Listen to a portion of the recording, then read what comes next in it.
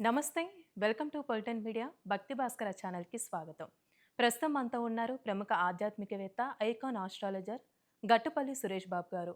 మరి గురువుగారితో మాట్లాడి మనకి 2026 శ్రీ పరాభవనవ సంవత్సరంలో ఆర్థికంగా బాధపడేవారికి, ఆరోగ్యపరంగా ఇబ్బంది పడేవారికి, మరి వివాహపరంగా అసలు ఈ సంవత్సరం ఏ విధంగా ఉంటుంది కొన్ని నక్షత్రాల వారికి. ఈ విషయాల గురించి అడిగి తెలుసుకుందాం. నమస్కారం గురుగారు. జై శ్రీమన్నారాయణ. గురుగారు ఇప్పుడు 2026 శ్రీ పరాభామన సంవత్సరంలో ఆశ్లేష నక్షత్రం వారికండి.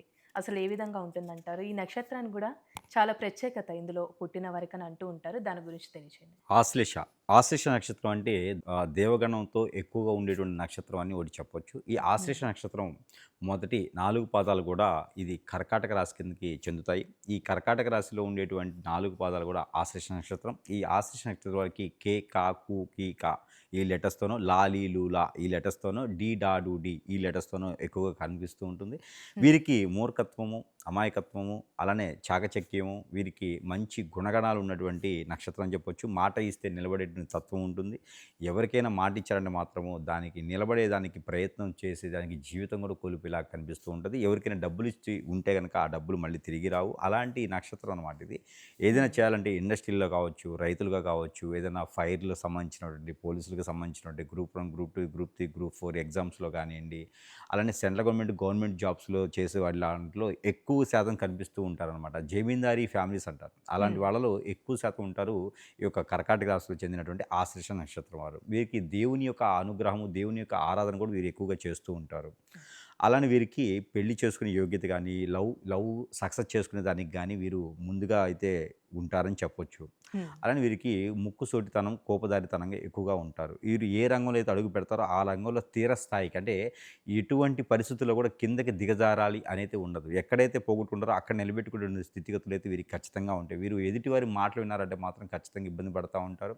అలానే వీరికి వీరే ఆలోచించుకోవాలంటే గనక అన్ని రకాలుగా బావుంటుంది. దాంతో పాటు ఈ యొక్క సంవత్సరం అంటే ఈ గ్రహాల యొక్క స్థితిగతుల ప్రకారంగా శని భగవాన్ యొక్క అశుభ దృష్టి, 12వ స్థానంలో ఉన్నటువంటి గురు భగవాన్ యొక్క అశుభ దృష్టి ఇవన్నీ కూడా వీరి మీద కొంతమేర ఇబ్బంది అయితే కలిగిస్తుంది. ఎడ్యుకేషన్ పరంగా కావచ్చు, హ్మ్. జాబ్‌లో గ్రోతింగ్ కావచ్చు, విదేశీయానం కావచ్చు, ఇవన్నీ కూడా లేటు ఆలస్యం అయ్యేటువంటి ఆలస్యం. ఏదైతే ఇప్పటివరకు కనిపిస్తా ఉంది. అలానే ఈ 2026 సంవత్సరం పరాభవనం సంవత్సరం మార్చి 19వ తారీఖు మొదలయ్యేటువంటి పరాభవనం సంవత్సరంలో హ్మ్. వీరికి ఆ సంవత్సరం ఆరంభంలో అయితే మాత్రం ఇలానే కొనసాగుతూ ఉంటుంది. సంవత్సరంలో మధ్యస్థంగా అంటే జూలై, ఆగస్టు మాసాల్లో గురువు మారతాడు. స్వస్థానంలో గురువు వస్తాడు కాబట్టి అప్పటి నుంచి వీరికి విదేశీయానం కానీ, సొంతగా చదువుకునే దానికి గానీ, పోటీ పరీక్షలు పాస్ అయ్యేదానికి గానీ, హ్మ్. ఏదైనా సెంట్రల్ గవర్నమెంట్ జాబుల్లో ఏదైనా ప్రయత్నం చేస్తే కూడా వచ్చేదానికి గానీ, పెళ్లి కాని వారికి పెళ్ళయ్యేటువంటి యోగ్యత గాని అయితే ఖచ్చితంగా లభ్యపడుతుంది. అయితే వీరు జూలై, ఆగస్టు వరకైతే పెళ్లి కూడా చేసుకోకుండా అలానే ఉండిపోతే మంచిది. ఎందుకంటే గురువు 12వ స్థానంలో ఉన్నాడు ప్రెజెంట్‌గా. హ్మ్. కాబట్టి గురువు 12 స్థానంలో ఉన్నారు కాబట్టి అలాంటి యోగ్యత అయితే వీరికి ఉన్నా కూడా ఆ పెళ్లి చేసుకుంటే ఎక్కువ కాలం నిలబడేటువంటిదైతే ఉండదు. గురుబలం వీరికి రావాలి అంటే మాత్రం ఖచ్చితంగా జూలై వరకు ఆగాల్సిందే. ఈ యొక్క 2026 సంవత్సరం. ఇక పోయిన సంవత్సరాల కన్నా కూడా కొంచెం బావుంటుంది. ఈ సంవత్సరం ఇంకా కొంచెం మెరుగ్గా అయితే ఉంటుంది. గ్రహాల యొక్క స్థితిగతులు గురువు ఒకటే కాదు, బుధుడు కూడా, శుక్రుడు కూడా, రవి కూడా ఓకే. సహకరిస్తూ అందరూ కూడా వీరికి మంచి చేసేటువంటి యోగ్యత రావాలి అంటే గనక మే మాసం వరకైతే వీరు ఖచ్చితంగా ఆగాల్సిందే. మే అంటే 15 కొంచెం ఆర్థికంగా ఏ విధంగా ఉండొచ్చండి వీళ్ళకి? వీరికి ఇప్పటివరకు ఎన్ని రంగాల్లో అనుకున్నా కూడా అన్ని రంగాల్లో కూడా చుక్కెదురే అయితుంది. ఎవరో ఒకరి ద్వారా నమ్మటం, మోసపోవటం లాంటివి జరుగుతా ఉన్నాయి. అలాంటిది భిన్నంగా ఈ గ్రహాల యొక్క స్థితిగతుల వలన బుధుడు, గురుడు, శుక్రుడు ముగ్గురు కూడా కలయికతో ఉన్నారు కాబట్టి వీరికి మంచి చేసే గుణాలున్నాయి కాబట్టి వీరికి ఆర్థికమైనటువంటి ఇబ్బందులు కలగకుండా చేసేదానికైతే ఖచ్చితంగా కనపడుతుంది. మే 15 తర్వాత నుంచి ఆర్థికమైనటువంటి సంక్షోభం ఏదున్నా కూడా వీరి వరకు హ్మ్. వచ్చేటప్పటికైతే మాత్రం కొంచెం మెరుగ్గానే కోలుకుంటారు అని చెప్పొచ్చు. ఇకపోతే నిరుద్యోగులకి ఏదైనా ఉద్యోగం కావాలంటే గనక మే 15 తర్వాత ప్రయత్నం చేస్తే ఖచ్చితంగా వీరికి ఉద్యోగం కూడా వచ్చేటువంటి ఆలోచన అయితే కల్పిస్తుంది. అలానే నిరుద్యోగులకైతే ఉద్యోగం వస్తుంది. ఉద్యోగస్తులకైతే కూడా ప్రమోషన్స్ కానీ, ఇంక్రిమెంట్స్ కానీ, ఎక్కడికైనా ట్రాన్స్‌ఫర్స్ కానీ పెట్టుకోవాలంటే గనక మే 15 తర్వాత ప్రయత్నం అయితే ఖచ్చితంగా చేసుకోవచ్చు. అలానే హ్మ్.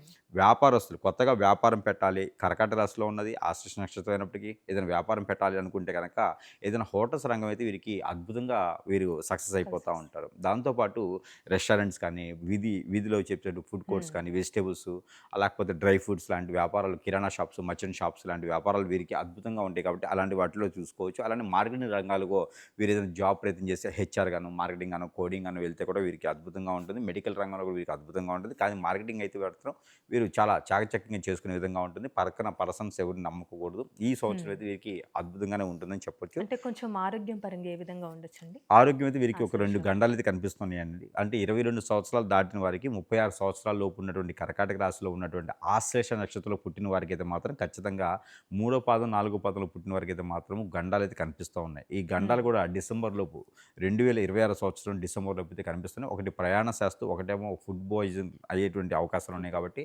వీరు ప్రయాణం చేసేప్పుడు జాగ్రత్తగా ఉండాలి. ఫుడ్ తీసుకునేటప్పుడు జాగ్రత్తగా ఉండాలి. ఈ రెండిటి వల్లనే వీరు ఇబ్బంది పడేటువంటిది కనిపిస్తూ ఉంది. మూడోకటి ఏంటంటే గనక ఎవరికి మన పర్సనల్ విషయాలు షేర్ చేయకూడదు. ఇలాంటి వాటిలో అయితే జాగ్రత్తగా ఉండాలి. ఇక 2026 సంవత్సరం వచ్చేటువంటి పరాభనామ సంవత్సరంలో అయితే మాత్రం ఆశ్లేష నక్షత్రం వారికి పోయినటువంటి సంవత్సరాల కన్నా కూడా భిన్నంగానే ఉంటుంది. నిలబడగలుగుతారు. నిలబడి సాధించుకోగలుగుతారని మాత్రం ఖచ్చితంగా చెప్పొచ్చు. గురుగారు ఇప్పుడు ఆశ్లేష నక్షత్రం వారికి సంబంధించి ఎలాంటి పరిహారం చేసుకోవాలండి ఇక ఆశ్లేష నక్షత్రం అనగానే ఇది మనకి ఉన్నటువంటి దైవగా సంబంధించినటువంటి నక్షత్రం, దైవగుణాలు ఉన్నటువంటి నక్షత్రం కాబట్టి ఇది విష్ణుమూర్తి స్వరూపంగా ఉన్నటువంటి నక్షత్రం. ఈ పాదాలన్నీ కూడా విష్ణుమూర్తి పాదాల కిందగా ఉంటాయన్నమాట. ఆయన ఆధీనంలో ఉంటుంది ఈ నక్షత్రం. కాబట్టి ఆదికేశవులు ఉండేటువంటి ఆధీనంలో ఉంటుంది కాబట్టి వీరు ఉదయించేటువంటి సూర్యకిరణాలకి వీరు నీళ్లు ఆర్జినట్టు లాంటి సూర్య నమస్కారాలు చేసుకున్న లాంటి సూర్యునికి మిరియాలు, ఎండు మిరపకాయలో ఉండేటువంటి గింజలతో పాటు నీళ్లు ఆర్జనిస్తే వీరికి అన్ని రకాల కలిసి వచ్చేలా కనిపిస్తుంది కాబట్టి ఆ విధంగా వీరు ప్రయత్నం చేయొచ్చు. మరొకటి ఏంటంటే గోధుమలతో చేసినటువంటి పిండి పదార్థం కానీ, గోధుమలు కానీ, లేకపోతే గోధుమ పిండితో చేసేటువంటి తీపి పదార్థాలు ఉదయించేటువంటి రవి కనుక నైవేద్యం పెట్టినట్టయితే వీరికి అన్ని రకాలు కూడా కలిసి వచ్చేలా కనిపిస్తుంది కాబట్టి ఇలాంటి ప్రయత్నాలు ఈ సంవత్సరం మొత్తం కూడా చేసుకోవచ్చు. కులము, మతంతో సంబంధం లేదు, వర్గంతో సంబంధం లేదు. వీరికి ఇష్టదైవం ఉన్నా, కులదైవం ఉన్నా, లేకపోతే వారి ఇంట్లో ప్రాంతీయ ఆచార ప్రకారంగా వారి ఇంటి ఆచార ప్రకారంగా ఏ దేవునికి ప్రార్థించినా కూడా వీరు ఉదయించే సూర్యుడికి నమస్కారం చేసుకోవడం ద్వారా అన్ని రకాల ఆర్థిక సమస్యల నుంచి బయటపడేలా ఉంటుంది, ఆరోగ్య సమస్యల నుంచి కూడా బయటపడేలా ఉంటుంది కాబట్టి ఇలాంటి ప్రయత్నం చేయొచ్చు. ఇక ప్రతిరోజు కూడా వీరు అవకాశం ఉంటే తెల్ల ఆవాలు, నల్ల ఆవాలు దొరుకుతాయి. ఆవాలు ఒక చిటికెడు తీసుకుని తానే తన చుట్టూ దిష్టి తీసేసి పారేటువంటి నీటిలో కానీ, పొదలకొని చెట్లు కానీ వేసేసేయాలి. ఇలాంటి పరిహారాలు చేసుకుంటే ఆశ్లేష నక్షత్రం వారికి రానున్నటువంటి కాలం అంతా కూడా ఈ యొక్క పరాభనామ సంవత్సరం మొత్తం కూడా వీరికి అత్యద్భుతంగా కలిసి రాబోతుంది కాబట్టి ఇలాంటి ప్రయత్నాలు చేసుకోవచ్చు. చాలా చక్కగా తెలియసే గురుగారు, ధన్యవాదాలండి.